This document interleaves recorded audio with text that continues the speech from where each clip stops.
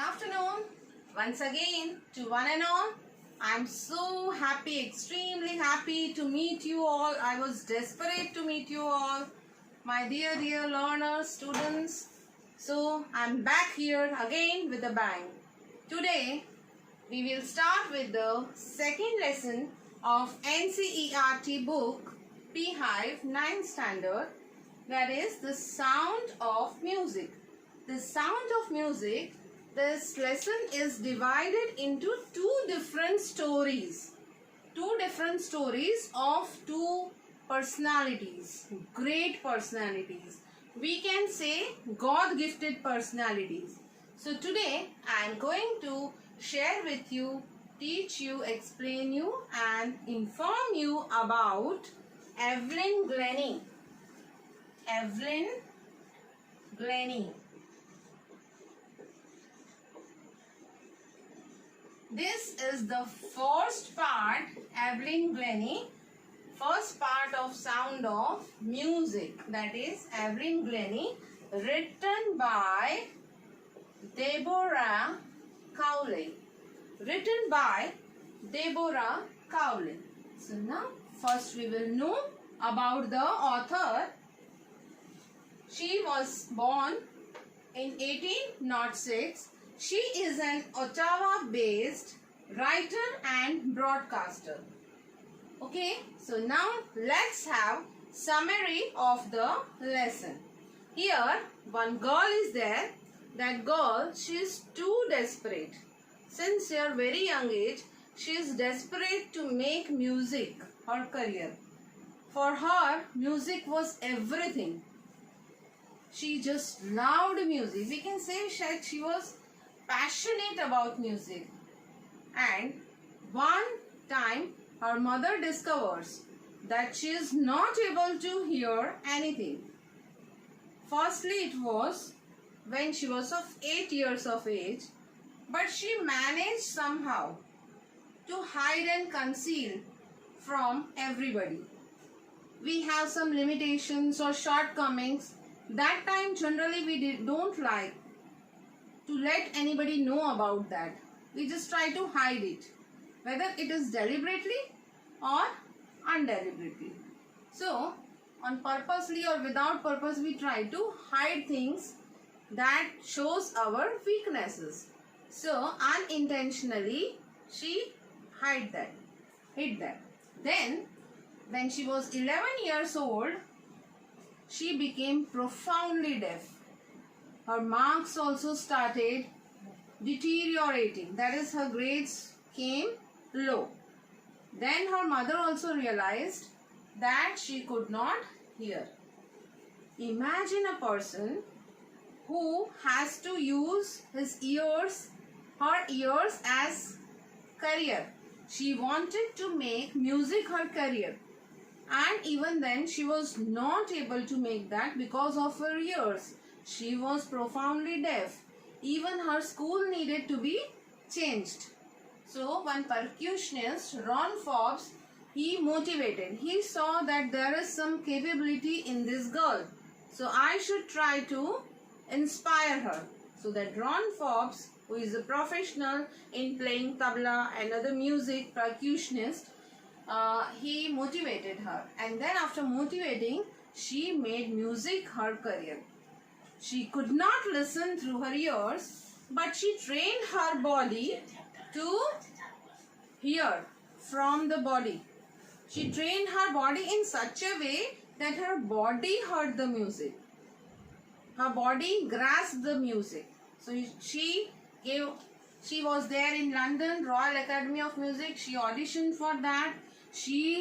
Within a very short period of time, she learned and she practiced playing over more than, can you believe, 1000 musical instruments.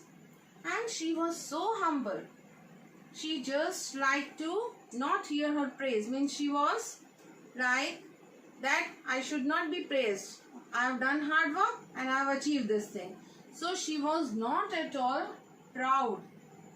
So this is in general the summary of the lesson. Now let me go to the lesson. line to line explanation. Evelyn Glennie listens to the sound without hearing it.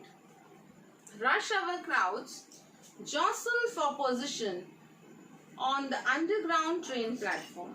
A slight girl, looking younger than her 17 years, was nervous yet excited as she felt the vibrations of the approaching train.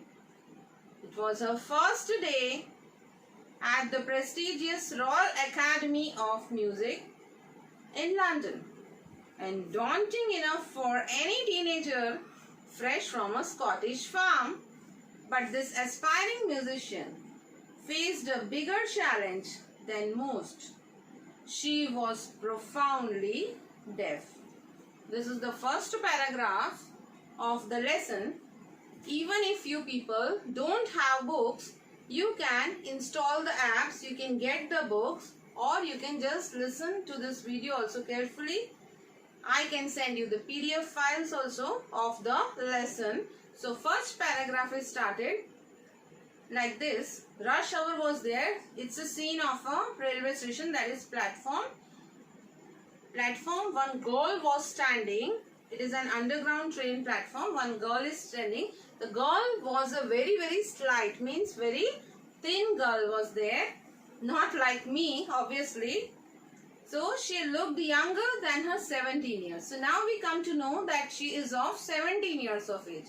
So she is 17-year-old girl. She was feeling very nervous. But at the same time, she was excited. And she felt that now the train is coming. She felt. She didn't see the or hear the train. She felt the vibrations of the coming train. It was her first day at the prestigious, very famous Royal Academy of Music in London. This experience was daunting enough for her. Means what? Daunting means it was very scaring and nervous experience. Whenever we are going for some job interview or any other place, then we will feel that we are feeling nervous. That's first time on stage, like some stage fear. So she was feeling very nervous. And why, children, she was feeling nervous? She was going to appear for an audition or an interview. It was her first day in Royal Academy of Music in London, and it was very prestigious academy. For a girl like her, it was very daunting enough and as well as challenging. Why challenging it was there? It was challenging because she was profoundly deaf. She could not hear. Evelyn Glennie's loss of hearing had been gradual. Her mother remembers noticing something was wrong when the 8-year-old Evelyn was waiting to play the piano. Once that 8-year-old little girl, she was waiting so she can play the piano in her piano classes, and her mother was also there. Now they called her name and she didn't move. Means somebody from backside called, but as she was deaf, she did not turn back or she didn't move. So her mother, Isabel Glennie, she realized that my daughter cannot hear. My daughter was not able to hear. See, I suddenly realized that she didn't heard. She hadn't heard. Says Isabel Glennie. So what was the mother's name of Evelyn Glennie? Isabel Glennie. For quite a while, Evelyn managed, as I told you before, she managed to conceal means to hide, to conceal her growing deafness from friends and teachers. She didn't want that anybody should find out that yes, I cannot hear and I am deaf.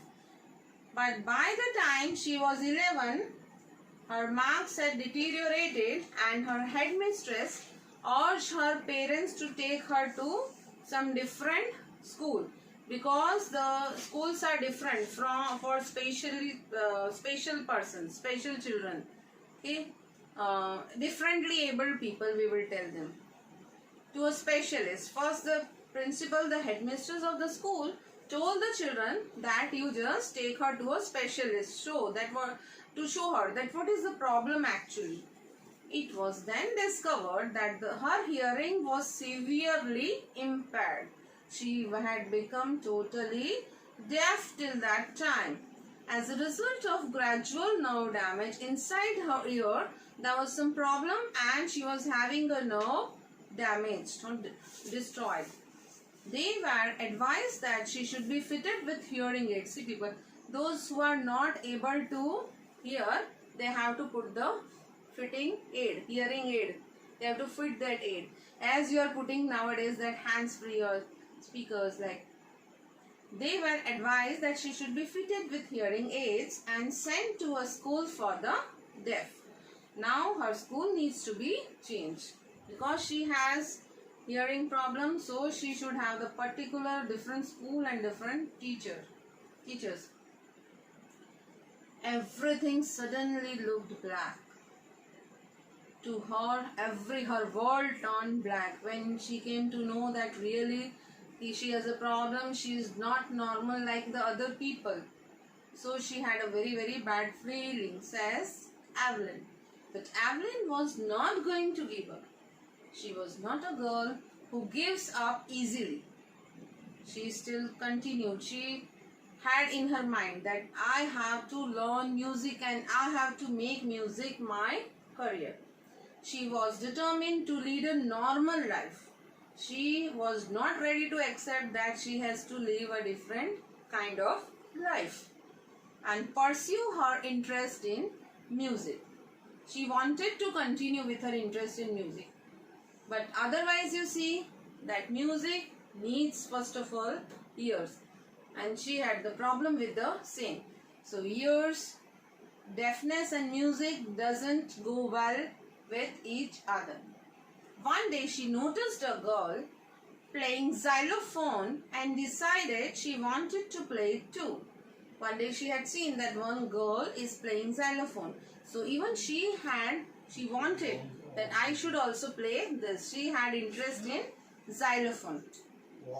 Most of the teachers discouraged her, but percussionist Ron Forbes spotted her potential. That yes, she can do it. I should inspire her. So percussionist Ron Forbes, he became her inspiration and he tried to promote her. So he gave her an idea. So what he told? He began by tuning two large drums to different notes. Don't listen through your ears, he would say. Try to sense it some other way, says Evelyn. Suddenly I realized that I could feel the higher drum from the waist up and the lower drums from the waist down. Ron Forbes repeated the exercise, and soon Evelyn discovered that she could sense certain notes in different parts of her body. I had learned to open my mind and body to sounds and vibrations. The rest was sheer determination and hard work. So in this paragraph number 3, what is exactly meant here? That she had an interest in music. She saw once that a girl is playing xylophone. Even she wished to play so. And everybody discouraged or didn't inspire her. But percussionist Ron Forbes, he gave the idea that you should, yes, you have to continue with it. Okay. So what happened? He just gave some idea that I'm playing, some notes are played. You just see how can you experience and feel this music. So Evelyn suddenly realized that she listened to the higher notes, to the high level volume from the waist up and lower notes from the waist down. So her body responded, means her body started responding to the music and vibrations. She was feeling vibrations in her body. She made her body, trained her body in such a way that her body responds to the music. Her body hears the music. After some time, she felt that different types of sound were felt in different parts of the body. Now she was totally determined and she did very hard work. After that, fourth paragraph, she never looked back from that point onwards. She toured the UK with a youth orchestra, and by the time she was 16, she had decided to make music her life. She auditioned for the Royal Academy of Music and scored one of the highest marks in the history of Academy. To solo in the history, she gradually moved from orchestral work to solo performances. At the end of her 3-year-old course, she had captured most of the top awards. Here in this fourth paragraph, what is mentioned here, that from that time she had never looked backwards, means she only moved front. She had only highs and highs to capture, to reach. She toured the UK, United Kingdom, with a youth orchestra, and by the time she was 16, she had decided to make music her life. She could think of nothing else than music. She even auditioned for the Royal Academy, the prestigious Royal Academy of Music in London, and scored one of the highest mark in the history of Academy. Just imagine, a girl without hearing, without even slightly hearing, she auditioned for music, and that too in the prestigious academy, and that too at a very young age. Imagine her determination and hard work. At the end of her 3-year course, she had captured most of the top awards. She had grabbed, she had bagged, she had pocketed many awards. And for all these, Evelyn won't accept any hint of heroic achievement. She is not ready to hear her praise. She has the idea that if you work hard, then you will succeed. You know where are you going, what is your target, that I have to reach this point, that I should only target. Okay, then if you work hard and if you know that where you are going, you will get there.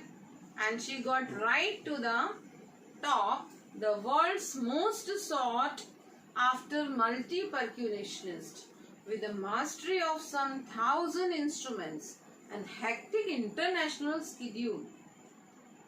Here the explanation of paragraph number 5. Evelyn is not ready to accept any praises. She doesn't like, she feels embarrassed if somebody praises her again and again a lot. She tells, just work hard, just stick to your goals in your life. Okay, work hard and get there, get at the top. And she has done mastery in some 1,000 musical instruments. Now her schedule is hectic, and that too international. Hectic means very busy. 6th paragraph. It is intriguing to watch. Evelyn functions so effortlessly without hearing. In our 2-year discussion, she never missed a word. 2-hour discussion, she never missed a word. Men with bushy beards give me trouble. It's not just watching the lips, it's the whole face, especially the eyes. She speaks flawlessly with a Scottish lilt. My speech is clear because I could hear till I was 11. She says, but that doesn't explain that how she managed to learn French and master basic Japanese. Here, what does it mean? that it is very good to watch Evelyn. It is intriguing to watch Evelyn function so effortlessly without hearing. Because you know that people or a child who from the birth who cannot listen, that person has difficulty in speech also. As right since the birth or childhood he hasn't heard anything. So if we cannot hear anything, then there will be definitely problem in our speech also. But why isn't it the same case with Evelyn? Evelyn says that she was able to hear it because she was not able to hear, but she was able to hear up till the age she was 11, more or less or more. She was able to hear. That's why she is able to speak well. With her speech, there is no problem. She has a Scottish way accent of speaking as she was living there. My speech is clear till I could hear till I was 11. But that doesn't mean how. It cannot explain that how come she is speaking French and she has also mastered basic Japanese even. She speaks French and she speaks Japanese. At least basic Japanese. 7th paragraph. As for music, she explains, it pours in through every part of my body. It tingles in the skin, my cheekbones, and even in my hair.